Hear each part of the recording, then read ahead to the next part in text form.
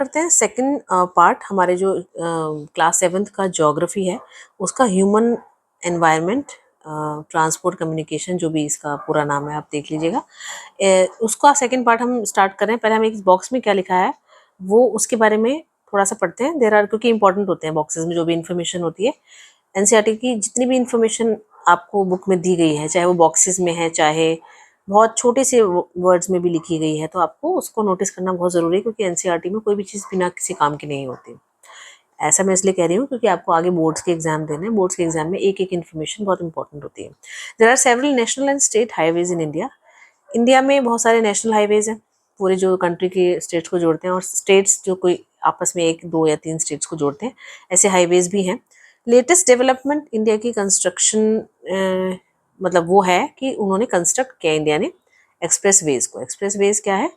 वो 2 जगहों की दूरी को बहुत छोटा कर देता है हाईवे बनाकर, ठीक है। गोल्डन क्वाड्रिलेटरल यानी कि 4 जगहों को जोड़ने वाली एक क्वाड्रिलेटरल यानी कि हाईवेज ऐसा बना है जो कि 4 मेट्रो सिटीज जो इंडिया की हैं उनको कनेक्ट करता है। वो है दिल्ली, मुंबई, चेन्नई एंड कोलकाता, ठीक है। तो ये इन्फॉर्मेशन थी, आप अपने आंसर्स में इसको एसोसिएट करके लिख सकते हैं। Now we come on roadways.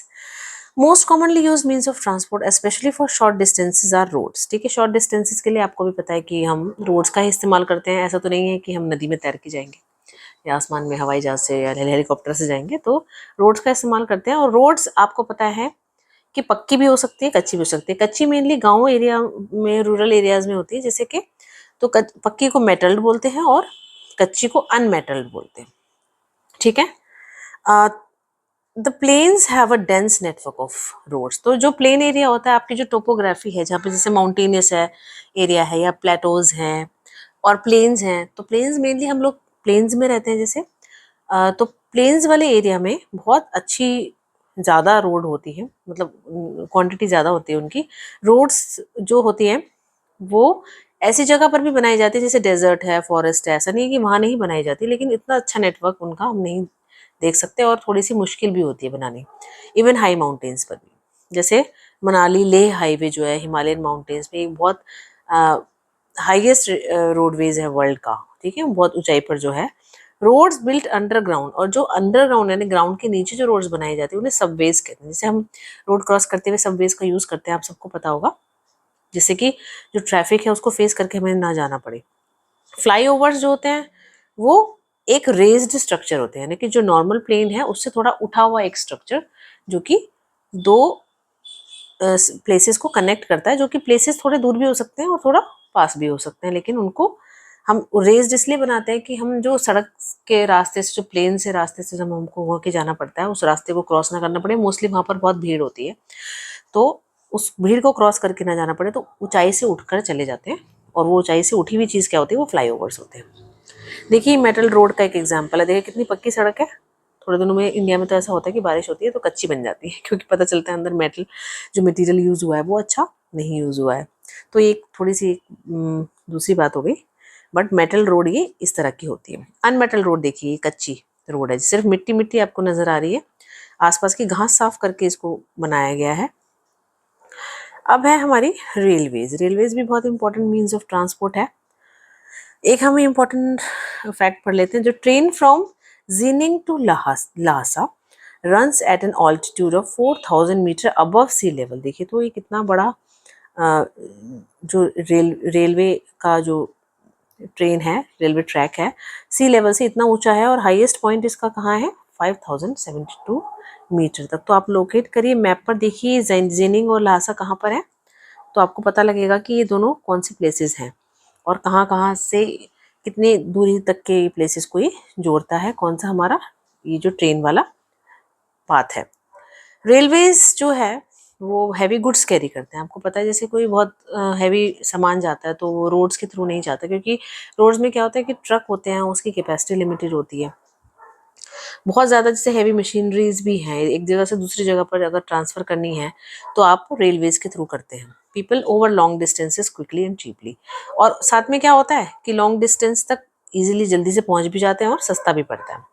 Invention of the steam engine and the industrial revolution. जैसे कि स्टीम इंजन का जब इन्वेंशन हुआ, खोज हुई और इंडस्ट्रियल रेवोल्यूशन आया। इंडस्ट्रियल रेवोल्यूशन क्या था? उसमें काफ़ी इंडस्ट्रीज नई नई स्थापित की जा रही थी जिससे कि इंडिया का डेवलपमेंट हो सके। तो जब इंडिया में इंडस्ट्रियल रेवोल्यूशन आ रहा था, उससे क्या हुआ, उससे हेल्प हुई speedy development of rail transport. तो जब इंडस्ट्रियल रेवोल्यूशन होगा तो इंडस्ट्रीज में बना जो सामान है वो लोगों तक पहुंचाना, और वो सामान बनाने के लिए कच्चा माल लेकर आना, ये काम कौन करता था, ये रेल के थ्रू होता था। ठीक है। डीजल और इलेक्ट्रिक इंजन ये have largely replaced the steam engine. तो स्टीम इंजन जैसे कि हम शुरू में कहते हैं ना, हमने पहिए का आविष्कार किया था आदि मानव ने, तो ऐसा तो है नहीं कि अब पहिया जोर लगाकर ही अब अभी भी हम यूज करते हैं। आप क्या करते हैं, मोटर फिट हो जाती है गाड़ियों में, बाइक्स में, जिससे कि वो पहिया अपने आप ही घूमता है, जिससे ह्यूमन एफर्ट कम हो जाता है। इसी तरीके से जो स्टीम का इंजन था वो स्टीम क्रिएट करके बनता था, जैसे कोयला जलाया उससे स्टीम क्रिएट हुई तब इंजन चलता था। लेकिन अब उसकी जगह किसने ले ली, डीजल से बने इंजन और इलेक्ट्रिक इंजन ने ले ली है। In places super fast trains have been introduce to make the journey faster. और साथ में ट्रेन भी चेंज हो गई है, ट्रेन भी पहले की तरह नहीं है जो बहुत बेसिक थी। अब ऐसी ट्रेन्स, फास्ट ट्रेन्स इंट्रोड्यूस की गई हैं जो कि जर्नी को फास्ट कर देती है जल्दी पहुंचने के लिए, क्योंकि सबको जल्दी पहुंचना होता है अपने डेस्टिनेशन तक, जिससे रास्ता बोरिंग भी ना हो और सामान पेरिश भी ना हो सके, यानी सामान खराब ना हो जो हम ले जा रहे हैं। Railway network is well developed over the plain areas. तो रेलवे नेटवर्क भी रोड्स की तरह ही प्लेन एरिया में बहुत अच्छे से डेवलप हो सकता है, क्योंकि बाकी टेरेन में वो थोड़ा मुश्किल होता है बनाना। प्लेन एरिया में आप कोई भी चीज़ जल्दी से खोद के ज़मीन को आप अच्छे से प्लेन पे बना सकते हो। Advance technological skills have enabled laying of railway lines in difficult mountain terrains also। तो इंसान क्या है, हर वक्त कुछ ना कुछ नया करने की कोशिश करता रहता है, रिसर्चेज भी चलती रहती हैं। तो ऐसा तो है नहीं कि माउंटेन्स पे लोग नहीं रहते, माउंटेन्स पे लोगों की नीड्स कम होती हैं, ऐसा नहीं है। तो माउंटेन्स पे पहुंचने के लिए भी अब धीरे धीरे नई टेक्नोलॉजीज आ गई हैं, रेलवे लाइन्स वहाँ पर भी बनने लग गई हैं। But there are much fewer in number, लेकिन प्लेन्स के मुकाबले वो काफ़ी कम है। Indian railway network is well developed. आपको पता है इंडियन रेलवेज का नेटवर्क जो है, एक जगह से दूसरी जगह को जोड़ने वाला नेटवर्क उसी को कहते हैं। जैसे एक जगह से दूसरी जगह को जुड़ जाती हैं आपस में चीज़ें, तो वो एक नेटवर्क बन जाती है। ठीक है। तो वो बहुत अच्छा है इंडिया का। और इंडिया का रेलवे जो एशिया एशिया में ही आता है इंडिया, तो एशिया का जो कॉन्टिनेंट है हमारा, वो लार्जेस्ट रेलवे कनेक्शन है। अब हमारा एक और फैक्ट आता है, देखिए ये जो trans Siberian railway is the longest railway system. देखिए रेलवे सिस्टम आपको दिखाएंगे डॉटेड एरिया में। ठीक है, ये रशिया में पड़ता है, तो इसको बोलते हैं ट्रांस साइबेरियन रेलवे। ये सबसे लंबा है। तो ये किस किस जगह को जोड़ता है, Saint Petersburg in western Russia to Vladivostok को, जो पैसिफिक कोस्ट पर पड़ता है। ठीक है, आप इन दोनों जगह को लोकेट कर सकते हैं। ठीक है, इन दोनों जगह को जोड़ने वाला है सबसे लंबा रेलवे सिस्टम है वर्ल्ड का। तो आप एक फैक्ट ध्यान रख सकते हैं, आपसे पूछा भी जा सकता है फिल इन द ब्लैंक्स में, या ट्रू फॉल्स में भी पूछा जा सकता है। Now comes waterways. We have already learn that since early days. तो शुरुआत में जब इंसान ने ट्रैवल करना शुरू किया तो रोड्स तो नहीं बनती थी, लेकिन हाँ बेशक हम प्लेन्स पर चलते थे, या कुछ जगह ऐसी थी जहाँ पर हम व्हील्स यूज करते थे। लेकिन वाटरवेज, वाटर तो बॉडीज मोस्टली हमेशा से रही हैं, तो अर्ली डेज में वाटरवेज ट्रांसपोर्टेशन के लिए ज़्यादा यूज़ किया जाता है। देखते हो ना आप, जैसे भगवान राम ने कोई जगह तक पहुँचे केवट के साथ, वो नदी पार करके गए। या जैसे आप पुराने ज़माने के लोगों की बात सुनते हो, वो कहते हैं हम स्कूल जाते थे नदी पार करके। इट मीन्स वहाँ पर चाहे कोई और मीन्स ऑफ ट्रांसपोर्टेशन हो ना हो, कुछ वाटरवेज ज़रूर होते थे। Waterways are the cheapest for carrying heavy and bulky goods over long distances. तो वाटरवेज क्या होते हैं, सबसे चीपेस्ट पड़ते हैं। अगर आपको कोई हैवी चीज़ ले जानी हो, सबसे सस्ते पड़ेंगे और आप इजीली ले भी जाएंगे।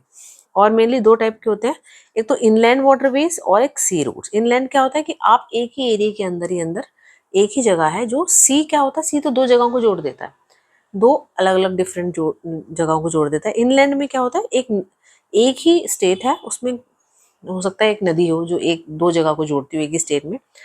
नेविगेबल रिवर्स, नेविगेबल रिवर्स होती हैं जिसके थ्रू लोग नेविगेट कर सकते हैं, आ जा सकते हैं। और लेक्स हैं, वो इनलैंड वाटरवेज का काम करती है। ठीक है, मैंने बताया आपको, जैसे रिवर्स, छोटी जो वाटर बॉडीज होती हैं वो इनलैंड वाटरवेज में आती हैं। Some of the important inland waterways are Ganga Brahmaputra river system है, और great lakes in North America and river Nile in Africa. तो ये पूरी वर्ल्ड की बात कर रहे हैं, इंडिया की बात करके ये पूरे वर्ल्ड में जो मेन जगह है उनकी भी बात कर रहे हैं, अमेरिका और अफ्रीका की। Sea routes and oceanic routes. तो सी और ओशियन, जो और बड़ी वाटर बॉडी है ओशियन, ये मोस्टली ट्रांसपोर्ट किस चीज़ को करते हैं, ऐसे merchandise and goods from one country to another, मतलब जो भी एक कंट्री मैन्युफैक्चर करती है कोई भी चीज़, तो वो दूसरे कंट्री में जब जाके बिकती है तो ये वहाँ काफ़ी बड़ी ह्यूज मतलब कि क्वांटिटी में जाती है, तो उसके लिए बड़े सी रूट्स को, ओशियनिक रूट्स को यूज़ किया जाता है, क्योंकि वो एक कंट्री से दूसरी कंट्री में जा रही है और उस उन दो कंट्रीज को जोड़ने का जो एक वाटर वे है वो सी के थ्रू या ओशन के थ्रू ही होता है। ये रूट्स कनेक्ट होते हैं पोर्ट से। पोर्ट्स आपने सुने हैं, हिंदी में उसको बंदरगाह बोलते हैं, जैसे कि एयरपोर्ट्स होते हैं तो ऐसे ही सी पोर्ट्स भी होते हैं। Some of the important ports of the world are Singapore, Mumbai in Asia, New York, Los Angeles in North America, Rio de Janeiro in South America, Durban and Cape Town in Africa, Sydney in Australia, London and Rotterdam in Europe. Can you name some more ports of the world? तो आप अगर आप इस तरह के waterways का कोई map आप देखें, गूगल से देख सकते हैं, तो वैसे इतना एनफ है आपको याद रखना है। इंपॉर्टेंट वाटर जो पोर्ट्स हैं वो बता दिए गए हैं आप पर, लेकिन आप क्या करिए, इसको मैप पे लोकेट करने की कोशिश जरूर कीजिए। ज्योग्राफी में जब भी आप कोई चैप्टर पढ़ें तो just keep Atlas with yourself, और जब आप पढ़ लेते हैं, आप जो चीज़ उनको मार्क कर लेते हैं, आपको क्या करना है, एक ब्लैंक मैप लेना है और जो भी आपने इंपॉर्टेंट लोकेशन पढ़ी है उसको पहले आप देखिए एटलस में कहाँ कहाँ पर होती है, और फिर उस एटलस को कीजिए बंद और फिर दोबारा खुद से लोकेट करने की कोशिश कीजिए। इससे क्या होगी, आपकी मैप प्रैक्टिस तो होगी, आप मतलब एग्जाम के लिए तो प्रिपेयर्ड होंगे, और आपकी ज्योग्राफी की नॉलेज बहुत अच्छी हो जाएगी, क्योंकि आपके दिमाग में इम्प्रिंट हो जाएगी कि ये जगह यहाँ पर है। तो हो सकता है आप उसमें से कुछ भूल भी जाएं, लेकिन जैसे आप रिवाइज करेंगे आपको वो एक भी चीज़ ऐसी नहीं है सालों साल आपको याद रहने वाली है, और आपके लिए ये सब्जेक्ट हो सकता है आपका फेवरेट हो जाए। ठीक है, तो आप कोई भी सब्जेक्ट पढ़ेंगे तो इस तरीके से पढ़ेंगे। फिलहाल ज्योग्राफी के लिए एटलस बहुत इंपॉर्टेंट है, क्योंकि ज्योग्राफी है ही इस चीज़ के बारे में कि कौन सी जगह कहाँ पर है, सबसे ज़्यादा वो इसी चीज़ के बारे में। तो अगर आपको ये जगह पता होंगी तो आपके लिए बहुत ईजी होगा। अब है एयरवेज। एयरवेज में ये देखिए हेलीकॉप्टर बना है, फास्टेस्ट वे है ट्रांसपोर्ट का अर्ली 20th सेंचुरी में, मतलब सबसे बाद में डेवलप हुआ एयरवेज। ये सबसे एक्सपेंसिव पड़ता है, लेकिन क्योंकि इसमें जो फ्यूल्स पड़ता है वो बहुत कॉस्टली होता है। Air traffic is adversely affected by bad weather like fog and storms, लेकिन आपको पता है एयर में कोई चीज़ चलेगी तो आपको एटमॉस्फेयर की जो बहुत सारी एक्टिविटीज़ होती हैं, जैसे कि कभी फॉग आ गया या तूफान आ गया, ये अफेक्ट हो जाती है इससे। कई बार होता नहीं है कि जैसे फ्लाइट होती कैंसिल हो जाती है या इमरजेंसी में उसे नीचे उतारना पड़ता है, तो it is only mode of transport to reach most remote. सिर्फ यही एक मोड ऑफ ट्रांसपोर्ट ऐसा है जो सबसे दूरी तक के एरिया को जोड़ता है, और आप वहाँ इजीली पहुँच सकते हो बहुत कम समय में, जहाँ पे कोई रोड्स ना हो, रेलवेज ना हो। जैसे आपको सी क्रॉस करके जाना है, लेकिन सी क्रॉस करके शिप में भी जा सकते हैं, but it will take time. लेकिन आपको जल्दी जाना है तो आप एयरवेज से जाएंगे। हेलीकॉप्टर्स एक्सट्रीमली यूजफुल होते हैं, मोस्ट इनएक्सेसिबल। जैसे आपको किसी पहाड़ी पर उतरना है तो आप एरोप्लेन पे नहीं जाओगे, क्योंकि वहाँ पे क्या होगा, कोई एयरवे नहीं होगा, वो सॉरी क्या बोलते हैं उसे, एयरपोर्ट नहीं होगा। तो एयरपोर्ट नहीं होगा, लेकिन वहाँ हेलीकॉप्टर कहीं पे भी छोटी सी जगह पर भी लैंड कर सकता है, तो इनएक्सेसिबल जगह पर हेलीकॉप्टर यूज होता है। और जब कोई कैलामिटी आती है, जैसे कोई बाढ़ आ गई या कोई अर्थक्वेक आ गया, जब कोई भी कैलामिटी हो गई, तो लोगों को बचाने के लिए या खाना बांटने के लिए, वाटर, क्लोथ्स, मेडिसिन बांटने के लिए सबसे ज़्यादा हेलीकॉप्टर यूज़ होता है, क्योंकि वो हर जगह पहुंच सकता है और वो भी जल्दी। कुछ इंपॉर्टेंट एयरपोर्ट्स हैं Delhi, Mumbai, New York, London, Paris, Frankfurt and Cairo. Now communication. Communication क्या होता है, जब हम अपने मैसेजेस या अपनी कोई बात दूसरे तक पहुंचा देते हैं तो उसको हम कम्युनिकेशन कहते हैं। ठीक है, समटाइम्स कम्युनिकेशन की एक और वास्ट डेफिनेशन ये है कि हमको रिस्पॉन्स भी आए उसका, तब कम्युनिकेशन कंप्लीट होता है। लेकिन यहाँ पर कम्युनिकेशन सिर्फ हम अपने मैसेज किसी तक पहुंचा दें तो हमने कम्युनिकेट कर दी अपनी बात, इसका मतलब ये है। तो डेवलपमेंट, जैसे जैसे ह्यूमंस ने टेक्नोलॉजी डेवलप की और नए नए फास्ट मोड्स ऑफ कम्युनिकेशन ढूंढ लिए। एक फिगर है 7.10, देखिए ये सारे मोड्स ऑफ, देखिए ये मूवी चल रही है, ये टीवी है, लैपटॉप है, फ़ोन है, ये भी टेलीफोन है, टाइपराइटर है, ये भी टीवी है। ठीक है, ये तो कंप्यूटर है, सॉरी। ठीक है, तो आप ये सारे मोड ऑफ कम्युनिकेशन है, इनके थ्रू आप अपने मैसेजेस दूसरों तक पहुंचा सकते हैं। Advancement in the field of communication has brought about an information revolution in the world. जैसे जैसे कम्युनिकेशन के फील्ड में एडवांसमेंट, हर एक फील्ड में कुछ ना कुछ नई नई रिसर्चेस चलती हैं, कुछ नया नया इन्वेंट होता रहता है। ठीक है, तो इंफॉर्मेशन रेवोल्यूशन वर्ल्ड में आ चुका है। अलग अलग इन कम्युनिकेशन के मेथड्स यूज़ होने लगे हैं इन्फॉर्मेशन स्प्रेड करने के लिए, लोगों को एजुकेट करने के लिए और एंटरटेन करने के लिए भी। सोशल मीडिया तो आप देखते हैं कितना ज़्यादा यूज़ होता है आजकल, तो उससे क्या है, एक तरीके हम इन्फॉर्मेशन ही तो अपनी दूसरी तरफ पहुँचा रहे हैं, दूसरों की इन्फॉर्मेशन फीड की हुई हम देखते हैं। Through newspapers, radio and television we can communicate with a large number of people. तो ये तो शुरुआत से ही थे ये कम्युनिकेशन के mode, like newspaper, radio, television, ये तो हम बहुत सारे लोगों तक इनकी रीच होती है, तो लोगों से हम इंटरेक्ट कर सकते हैं इनके थ्रू। तो इनको मास मीडिया कहा जाता है। मास मीडिया क्या होता है, जिसके थ्रू हम ज़्यादा से ज़्यादा लोगों तक पहुंच सकें। Satellites have made communications even faster. Satellites होती हैं आसमान में, वो क्या करती हैं, नीचे इंफॉर्मेशन रिसीव करती हैं एक सेंटर से और दूसरे सेंटर तक वो प्रोवाइड करवा देती है इंफॉर्मेशन को। सैटेलाइट्स ने बहुत हेल्प की है किसमें, ऑयल एक्सप्लोरेशन में, क्योंकि उससे पता चल जाता है कि इस जगह पर ऑयल है, ठीक है। तो सर्वे ऑफ फॉरेस्ट का सर्वे, की कहाँ पे कितने घने जंगल हैं, कहाँ पे क्या क्या क्या रिसोर्सेज हैं, अंडरग्राउंड वाटर कहाँ पर है, mineral wealth, weather forecast, disaster warning, इन सब के लिए सैटेलाइट्स को यूज़ किया जाता है। Now we can send electronic mails and emails, और हम ईमेल्स को यूज़ करते हैं इंटरनेट पे, और ये तो खैर बहुत पुरानी बात हो गई। आज हम जब इस बात ज़माने में बात कर रहे हैं, तो कम्युनिकेशन के लिए मान लीजिए हम सोशल मीडिया इतना ज़्यादा जल्दी स्प्रेड होता है उससे इन्फॉर्मेशन, तो ये चीज़ें बहुत पुरानी लग रही है ना पढ़ने में। Wireless telephone communication through cellular phones and have become very popular today. तो आज सेल फोन के बिना तो आप ही नहीं चल सकते, कोई भी नहीं चल सकता।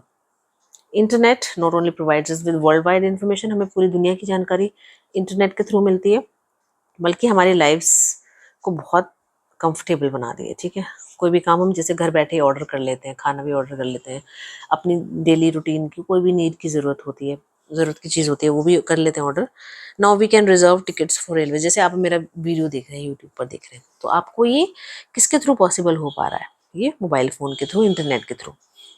Now we can reserve tickets for railways. Railways की टिकट्स बुक करवा लो, एयरवेज की करवा लो, सिनेमाज की टिकट बुक करा लो, होटल में पहले से बुकिंग करा लो। तो इस तरह की विद दिस काइंड